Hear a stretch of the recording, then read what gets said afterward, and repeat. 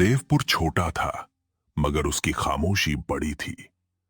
गांव के आखिरी छोर पर एक पुराना कुआं था, जिसके पास दिन में भी लोग जल्दी जल्दी कदम बढ़ाकर निकलते थे। रवि वहीं पास अपनी मां के साथ रहता था। खेत से घर लौटने का उसका रोज का रास्ता उसी कुएं के किनारे से होकर जाता था। अरे बस यही आखिरी मेड़ बची है, फिर घर, रोटी और माँ की डांट। बचपन से उसने एक ही बात सुनी थी, रात होते ही उस कुएं के पास कोई नहीं जाता। पर डर की कहानियां रवि को अक्सर हंसी जैसी लगती थीं। कुएं में भूत। हाँ, और पीपल पर शायद पंचायत भी बैठती होगी। रवि, कितनी बार कहा है सूरज ढलने से पहले घर लौट आया कर। हर रोज मेरी जान अटकी रहती है। अरे माँ, मैं बच्चा नहीं हूं, 2 खेत दूर ही तो था, इतना क्यों घबराती हो? तू नहीं समझता, रास्ता खेत का नहीं, उस कुएं का है। शाम के बाद वहां हवा भी सीधी नहीं चलती। हवा भी टेढ़ी चलती है क्या? माँ, ये सब पुराने लोगों की बनाई बातें हैं। बनाई बातें नहीं है, मैंने अपने कानों से सुना है। रात में वहां से किसी के रोने जैसी आवाज आती है। रोने की नहीं, हवा की होगी। सूखे कुएं में आवाज गूंजती है बस। मां ने उत्तर नहीं दिया। कुछ डर ऐसे होते हैं जिन्हें शब्दों में कहो तो वे और सच्चे लगने लगते हैं। तेरे बाबूजी भी यही कहते थे, कुछ नहीं होता। फिर एक रात वो उस रास्ते से लौटे ही नहीं। माँ, तुमने तो कहा था बाबूजी नदी की बाढ़ में। लोगों ने बहुत कुछ कहा। गांव डर जाता है तो सच को ढंक देता है। मैं बस इतना जानती हूं, उस रात भी हवा ऐसी ही थी। अगर कुछ हुआ भी होगा तो इंसानों ने किया होगा, भूत प्रेत ने नहीं। इंसान से भी बुरी चीजें होती हैं बेटा, और कुछ जगहें उन्हें छेड़ना नहीं चाहिए। रवि ने बात टाल दी, लेकिन मां की आंखों में पहली बार उसे सिर्फ डर नहीं, कोई पुराना घाव दिखा। ठीक है महारानी माँ, कल से सूरज ढलने से पहले हाजिर। अब खाना दो, पेट में चूहे अखाड़ा कर रहे हैं। हाथ मुंह धो ले, और हां, आज देर तक बाहर मत निकलना। खाना खाकर भी रवि की आदत नहीं बदली। उसे गौशाला की रस्सी ठीक करनी थी और एक बछड़ा खुला रह गया था। अभी सुबह कर लेना, रात बढ़ रही है। बस 2 मिनट, आंगन के बाहर ही तो जाना है। इतना डरोगी तो डर सच लगने लगेगा। रवि, मजाक मत कर। अगर हवा ठंडी लगे या कोई आवाज दे, पीछे मुड़कर मत देखना। कोई आवाज दे? माँ, तुम भी ना।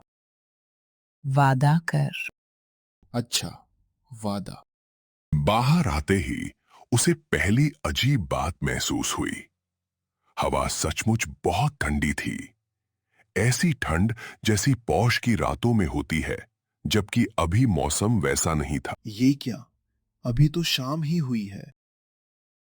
दूर कहीं कुत्ता भौंका, फिर अचानक चुप हो गया, जैसे पूरे गांव ने एक साथ सांस रोक ली हो।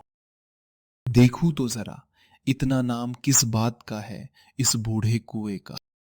उसके कदम खुद ब खुद उस दिशा में बढ़ गए। मिट्टी नम थी, जबकि दिन भर बारिश नहीं हुई थी। किसने पानी गिराया यहां? जैसे ही वह कुएं के पास पहुंचा, हवा थम गई। पत्तों की सरसराहट बंद, झींगुरों की आवाज बंद, बस एक भारी गूंगी चुप्पी। कौन है वहां? फिर बहुत हल्की, बहुत दूर से आती हुई एक फुसफुसाहट उठी, इतनी धीमी कि पहले उसे भ्रम लगा। रवि। कौन? कौन मजाक कर रहा है? आवाज इस बार पीछे से नहीं, नीचे से आई, कुएं के भीतर से, जैसे किसी ने गीली दीवारों के बीच होठ सटाकर उसका नाम लिया हो। रवि। कौन है? अगर कोई गिरा है तो बोल, मैं रस्सी लाता हूं। उसके शब्द पूरे भी नहीं हुए थे कि कुएं के अंदर से पानी टपकने जैसी आवाज आने लगी। जबकि गांव वाले कहते थे वो कुआं सालों से सूखा है। ये कैसे हो सकता है? नीचे देखो। रवि ने अनजाने में झुककर भीतर देखा। काले अंधेरे में उसे एक चेहरा उभरता दिखा। भीगा हुआ, फीका और हैरानी की बात, वो चेहरा उसी जैसा था। नहीं।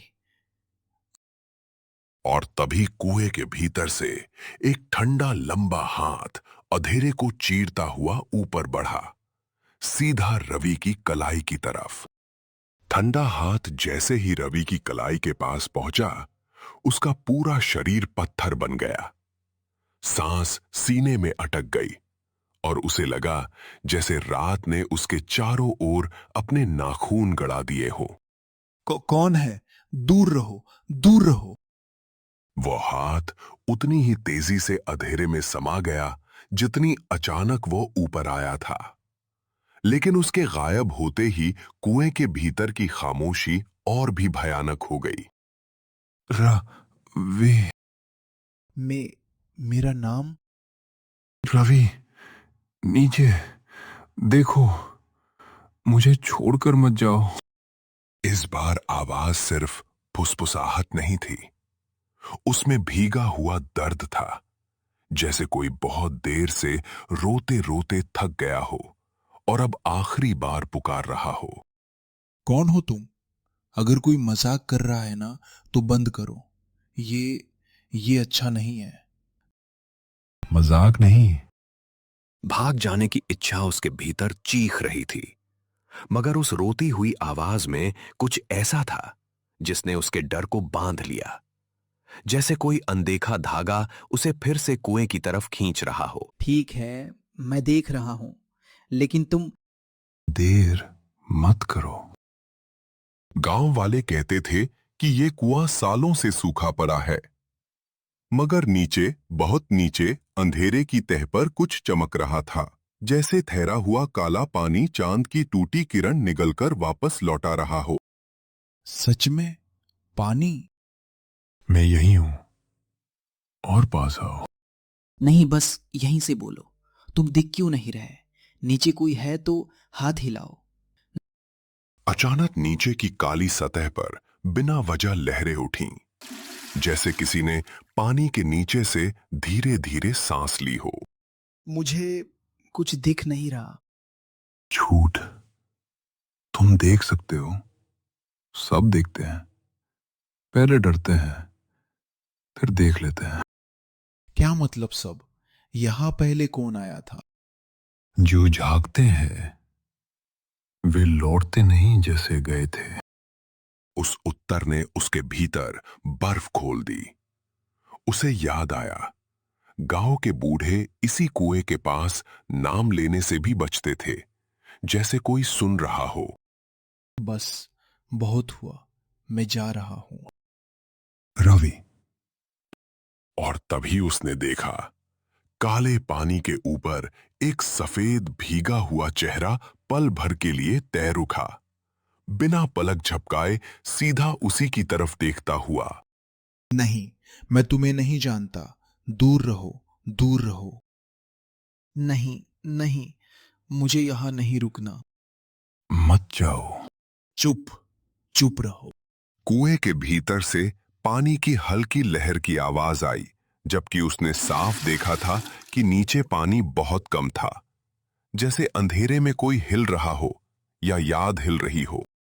मुझे यहां से जाना होगा, अभी। घर ले जाओ। क्यों? क्यों ले जाओ? मुझसे क्या चाहती हो? वापस दो।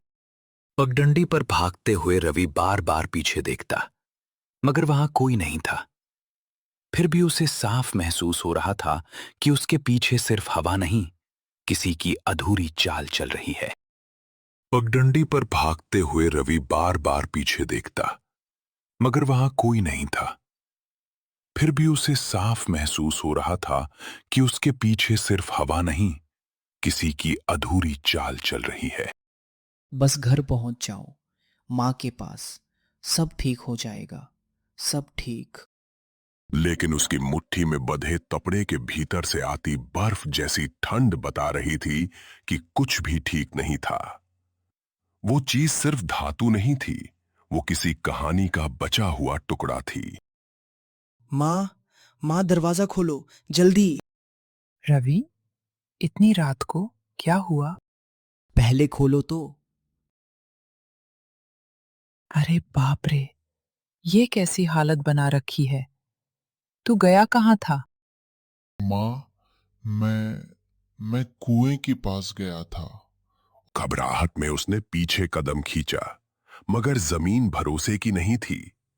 कुएं के पास की मिट्टी रात की नमी से चिकनी हो चुकी थी। ओह, गिरो मत, या गिर जाओ। रवि का पैर गीली मिट्टी में बुरी तरह सरक गया। उसका शरीर पीछे की ओर झूल गया। उंगलियां हवा में किसी सहारे को खोजती रहीं, और नीचे कुएं के अंधेरे से फिर वही ठंडी चमक ऊपर उठने लगी। रवि का शरीर बस एक झटके की दूरी पर था। नीचे कुएं का अंधेरा उसे निगल लेने को तैयार। मगर आखिरी पल में उसकी उंगलियां किनारे की जड़ों में अटक गईं और वो कांपते हुए मिट्टी पर लुढ़क आया। हे भगवान, मैं बच गया। अभी तो मैं गया ही था। बच गए या बचाए गए? नहीं, बस करो, मुझे अकेला छोड़ दो। उसके दिल की धड़कन इतनी तेज थी कि जैसे सीने से बाहर आ जाएगी। तभी उसकी नजर कुएं के किनारे गीली मिट्टी और काई के बीच किसी धातु की फीकी चमक पर अटक गई। ये क्या है? उठा लो, नहीं उठाऊंगा, नहीं। उठा लो। जैसे किसी अदृश्य जिद ने उसकी कलाई पकड़ ली हो, रवि ने कांपता हाथ आगे बढ़ाया। उंगलियां मिट्टी हटा। ये दाग, ये तो नहीं, नहीं, ये खून नहीं हो सकता। मेरा चुप! कौन हो तुम? सामने आओ। जो खो गया वही। वहां मुझे ये मिला। उसने गमछा खोला। चांदी की पायल दिए की लौ में चमकी नहीं, बल्कि जैसे रोशनी सोख गई। ये दरवाजे से हट, खिड़की बंद कर अभी। माँ, हुआ क्या है? तुम इतनी डर क्यों रही हो? तू ये कहाँ से लाया? सच सच बता, कुएं के बिल्कुल पास से? हाँ, किनारे की मिट्टी में दबा था। और और वहां कोई आवाज भी थी माँ। कोई मुझे रोक रहा था। हे राम, इतने साल बाद फिर? रवि ने पहली बार अपनी मां के चेहरे पर ऐसा डर देखा था, जैसे उसने किसी पुराने घाव को अचानक फिर खुलते देख लिया हो। माँ, साफ साफ बताओ, ये पायल किसकी है? सालों पहले जब मैं नई नई इस गांव में आई थी, तब एक नई दुल्हन आई थी। बड़ी चुप रहती थी, मगर उसके पांव की पायल दूर से पहचान में आ जाती थी। फिर एक रात वो अचानक गायब हो गई। सुबह लोग उसे उसी पुराने कुएं में मरी हुई पाए। किसी ने कहा पैर फिसल गया, किसी ने कहा उसने खुद छलांग लगाई, पर सच्चाई कोई नहीं जान पाया। और ये पायल? उसके पैरों में चांदी की एक जोड़ी पायल थी। जब लाश निकाली गई, उसके एक पांव में सिर्फ एक पायल थी। दूसरी कभी नहीं मिली, कभी भी नहीं। माँ, मैंने जो आवाज सुनी वो कह रही थी, वापस दो। उसका नाम मत लेना, और अगर उसने तुझसे कुछ मांगा है तो बात बहुत बुरी है। पर उसने मुझी को क्यों चुना? क्योंकि तू उसे छू आया है। जो चीज इतने बरस कुएं ने छिपा कर रखी, उसे बाहर निकाल कर तू घर ले आया। अब वो तुझसे बन गई है या तू उससे। कमरे की हवा अचानक और ठंडी हो गई। बंद दरवाजे के बावजूद बाहर से जैसे गीले पांवों की बहुत धीमी आहट सुनाई दी। माँ, बाहर कोई है? चुप। मेरा पायल वापस कर दो। माँ, दिए को मत बुझने देना। अगले ही पल दरवाजे पर 3 धीमी साफ दस्तकें हुईं। टक टक टक। और चौथी दस्तक आने से पहले ही दिए की लौ लंबी होकर काली पड़ने लगी। दरवाजे पर चौथी दस्तक नहीं हुई, पर जो नहीं हुआ उससे ज्यादा डरावना था वो जो हो रहा था। पायल की छन छन अब बाहर नहीं, कमरे के अंदर घूम रही थी। दरवाजे से हट, इधर आ। आंख ऊपर मत करना, बस दिए को देख। माँ, वो अंदर कैसे आ गई? दरवाजा तो बंद है। कुछ चीजें कुंडी से नहीं रुकती बेटा। मैंने कहा था उसे घर मत ला। छन छन छन। आवाज कभी खाट के पास जाती, कभी अनाज के मटके के पीछे, कभी ठीक उनके सिर के ऊपर से गुजरती हुई लगती। वो पायल मांग रही थी। अगर वापस कर दूं तो चली जाएगी क्या? चुपचाप खड़ा रहे। बुलावे में जवाब नहीं देते, यही तो चाहती है वो। रवि की नजर खाट के नीचे रखे उस कपड़े पर जा अटकी जिसमें उसने कुएं से मिली पायल लपेटकर छिपाई थी। कपड़ा अपने आप हल्का हल्का हिल रहा था। माँ, कपड़ा हिल रहा है। उसे मत छूना, हाथ मत लगाना रवि, सुन रहा है ना? पर अगर वही इसे लेने आई है तो इसे दे देना चाहिए। शायद बस यही चाहती हो। तुझे समझ क्यों नहीं आता? जो मरकर लौटती है उसे चीज नहीं चाहिए होती, उसे हिसाब चाहिए होता है। छन छन अचानक खाट के नीचे आकर थम गई। कमरे में ऐसा सन्नाटा भर गया जैसे दीवारें भी सुनने लगी हों। मैं बस कपड़ा खोल कर देखूंगा, बस देखूंगा। रवि, मत। कपड़ा उसकी उंगलियों में आते ही ऐसा लगा जैसे वह पानी में डुबोकर निकाला गया हो, लेकिन अगले ही पल उस भीगेपन के भीतर से बर्फ जैसी ठंड उसकी हथेली में उतर गई। आह, कितना ठंडा है। छोड़ दे, अभी छोड़ दे उसे। नहीं, नहीं, अब देखना पड़ेगा। ये वही है जिसने मुझे पकड़ा हुआ है ना? उसने कपड़े की गांठ खोली। अंदर वही चांदी की पायल थी, पर अब उस पर कुएं की काई नहीं, ताजे पानी की बूंदें चमक रही थीं। माँ, ये तो जैसे अभी पानी से निकली हो। हे देवी, ये अपने आप भीग रही है। ये बर्फ से भी ठंडी है, जैसे धातु नहीं, किसी मरे हुए हाथ की उंगली हो। कपड़ा बांध दे रवि, उसकी चीजें खुली रखी तो वो यहीं ठहर जाएगी। मैं तेरे पैरों पड़ती हूं, बांध दे। तभी खिड़की की लकड़ी बिना हवा के चर से हिली।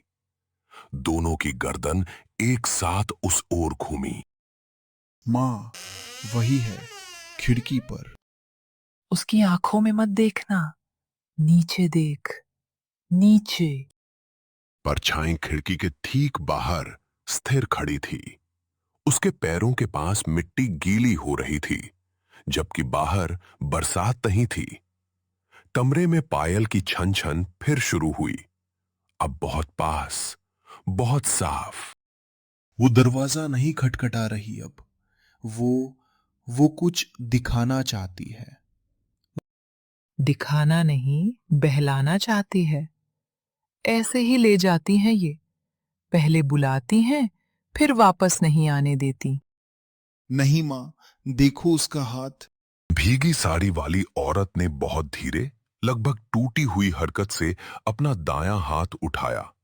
उंगलियां कांपती हुई खिड़की के पार घर के पीछे की दिशा में टिक गईं। किधर इशारा कर रही है? पुराने बरगद की तरफ, वही जो कुएं के रास्ते पर पड़ता है। नहीं, नहीं, उस बरगद का नाम भी मत ले इस वक्त।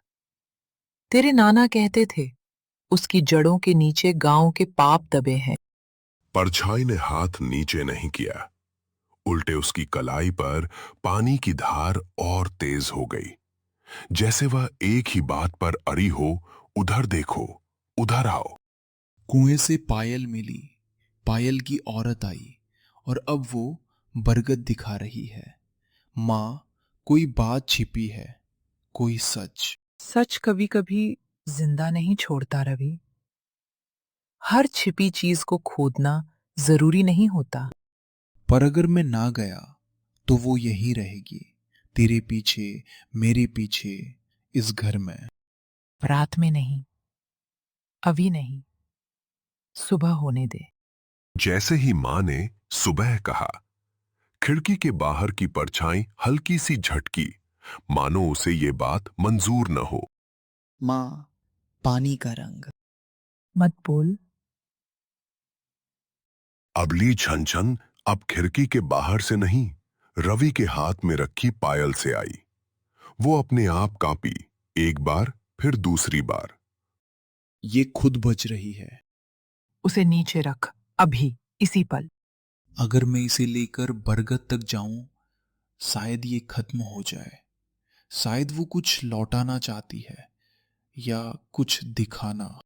और अगर वो तुझे भी उसी कुएं, उसी बरगद, उसी अंधेरे में बांध दे तो? मैं एक बेटे को किसी मरी हुई औरत के पीछे नहीं भेजूंगी। बाहर खड़ी भीगी औरत ने पहली बार सिर झुकाया। वो शोक जैसा था या चेतावनी, समझना मुश्किल था। माँ, मुझे लगता है वो मुझे मारने नहीं, बुलाने आई है, क्योंकि जो उसके साथ हुआ, उसका जवाब बरगद के पास है। तू क्या कह रहा है? उसी पल खिड़की के बाहर की परछाई अचानक गायब नहीं हुई। वो जैसे पीछे सरकी और अंधेरे में घुलते घुलते फिर वही हाथ उठाकर बरगद की दिशा दिखाने लगी। वो इंतजार नहीं करेगी, या तो मैं अभी चलूं, या वो खुद हमें वहां ले जाएगी। रवि, दरवाजा मत खोलना। तभी दरवाजे की कुंडी बिना किसी हाथ के धीरे धीरे खड़कने लगी। दिए की लौ एकदम सीधी खिंची और बाहर से बरगद की दिशा में किसी और पायल की लंबी बुलाती छन छन सुनाई दी। दरवाजे की खड़कन थमी नहीं, बल्कि जैसे रास्ता बन गई। अगले ही पल रवि ने कुंडी खोली और मां को साथ लेकर उसी पायल की आवाज के पीछे बरगद तक आ पहुंचा। माँ, देखो, वही संदूक, यही था ना जो कुएं के पास दबा मिला था। हाँ, पर जल्दी कर बेटा। यहाँ हवा भी जैसे किसी की सुन रही है। बरगद की जड़ों में फंसा संदूक आधा खुला था, जैसे किसी ने अभी अभी उसे छुआ हो।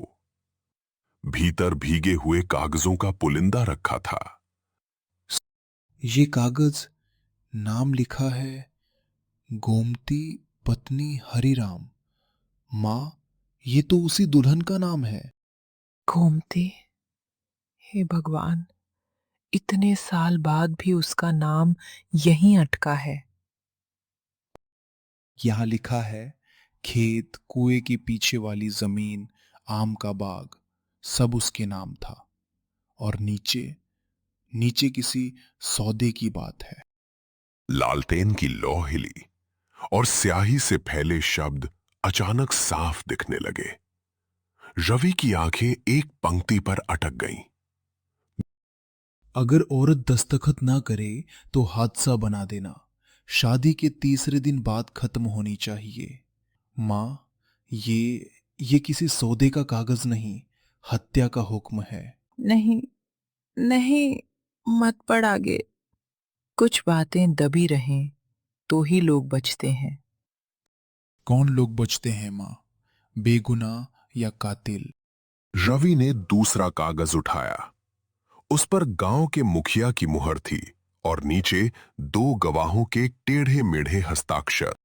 मुखिया, सब उसकी मुहर से हुआ। उसने गोमती की जमीन हड़पने के लिए उसकी हत्या करवाई, इसलिए वो औरत हमें कुएं तक बुला रही थी। मैंने उस रात कुछ देखा था, गई थी, पर मैं बोल नहीं पाई। मैं डर। तुमने देखा था? क्या देखा था माँ? सच सच बताओ। शादी के बाद की रात थी। मैं पानी भरने निकली थी। बरगद के पास मुखिया खड़ा था और उसके साथ 2 आदमी। गोमती रो रही थी, कह रही थी, ये जमीन मेरे बाप की आखिरी निशानी है। मां की आवाज में बरसों से दबा डर था। हर शब्द जैसे उसके गले को काट कर बाहर आ रहा था। फिर मैंने देखा, उन्होंने उसका मुंह दबाया। वो छटपटा रही थी। उसकी पायल बहुत जोर से बजी थी। वही छन छन, वही आवाज जो आज तक पीछा कर रही है। और तुमने किसी को बताया नहीं? इतने साल। अगली सुबह मुखिया खुद हमारे आंगन आया था। बोला, जो देखा है मिट्टी में गाड़ दे, वरना तेरे बच्चे का नाम भी कोई नहीं लेगा। उस वक्त तू बहुत छोटा था रवि। मैं हार गई। तुम हारी नहीं थी माँ, तुम्हें डराया गया था। लेकिन अब नहीं, अब उसका सच दबेगा नहीं। जैसे ही रवि ने कागज सीने से लगाया, बरगद के पीछे की काली परछाई हल्की सी हिली। सूखी टहनी टूटने की साफ आवाज आई। कौन है वहां? अरे, इतनी जल्दी भूल गई मुझे बहन? मुखिया अकेला नहीं था। उसके दोनों आदमी वही थे जिनके नाम कागज पर गवाहों में दर्ज थे। रात गहरी है, रास्ते सुनसान हैं, और तुम दोनों माँ बेटे को पुरानी कब्रें खोदने का बड़ा शौक चढ़ा है। कब्र हमने नहीं खोदी मुखिया, तुमने बनाई थी। अब बस उसमें दबा सच बाहर आया है। सच? गांव में सच वही होता है जो मैं कहूं। बाकी सब अफवाह, पागलपन या फिर हादसा। हमें जाने दे मुखिया। बहुत पाप कर चुका है तू। भगवान से डर। भगवान? अगर उसे डर होता तो मैं आज भी मुखिया न होता। कागज दे दे और शायद तुम दोनों घर लौट जाओ। शायद? जैसे गोमती भी शायद बच जाती, जैसे उसके दस्तखत शायद हो जाते। नहीं, ये कागज अब छिपेंगे नहीं। बहुत बोल रहा है लड़का। कागज छीन लो मालिक। भागने का रास्ता भी बंद है। बरगद की जड़ों, कुएं की जगत और कीचड़ के बीच रवि और उसकी मां घिर चुके थे। लेकिन पायल की छन छन फिर सुनाई दी, इस बार बहुत पास। रवि, वो वो यही है। मुझे उसकी सिसकी सुनाई दे रही है। चुप! उसका नाम भी मत लेना। मरी हुई औरतें लौटकर कुछ नहीं करती, जिंदा लोग करते हैं। गलत। मरे हुए कभी कभी सिर्फ रास्ता दिखाते हैं। सजा जिंदा लोगों को मिलती है। हवा ऐसी चली मानो कुएं ने सांस छोड़ी हो। कागज रवि के हाथ में फड़फड़ाए और एक पन्ना उड़कर सीधे मुखिया के पैरों से चिपक गया। दे इधर। ये राज आज भी जिंदा नहीं रहना चाहिए। हाथ मत लगाना, अब पूरा गांव जानेगा कि गोमती के साथ क्या हुआ था। हाँ, मैंने देखा था उस रात। तूने उसे मरवाया था। आज मैं नहीं डरूंगी, चाहे जो हो जाए। मालिक, ये औरत सच में चिल्ला देगी तो मुसीबत हो जाएगी। तो फिर गवाह भी नहीं रहेंगे और कागज भी नहीं। उसी क्षण कुएं के भीतर से पायल की भयानक लंबी छन छन गूंजी। जमीन जैसे थरथराई और मुखिया का पैर रवि की तरफ बढ़ते बढ़ते अचानक कीचड़ में धंस गया। ये क्या? रवि ने देखा, मुखिया के पीछे बरगद की भीगी जड़ों के बीच सफेद घूंघट वाली वही औरत खड़ी थी। उसका हाथ धीरे धीरे मुखिया के कंधे की ओर उठ रहा था। नहीं, दूर रह। मैंने तुझे हाथ नहीं लगाया था। मैंने बस हुक्म दिया था। सुन लिया मां, खुद मान रहा है। बोल मुखिया, किसका हुक्म दिया था? गोमती को कुएं में किसने डलवाया? आज झूठ मत बोलना। मेरी चुप्पी ने एक जान ली थी, दूसरी नहीं लेने दूंगी। वो लड़की नहीं मानी थी, शादी से इनकार कर रही थी, पंचायत के सामने मुझे नीचा दिखा रही थी। मैं डर गया था।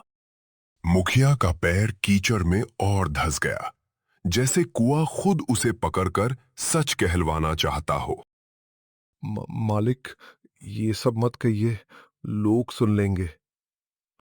चुप। अब क्या छुपेगा?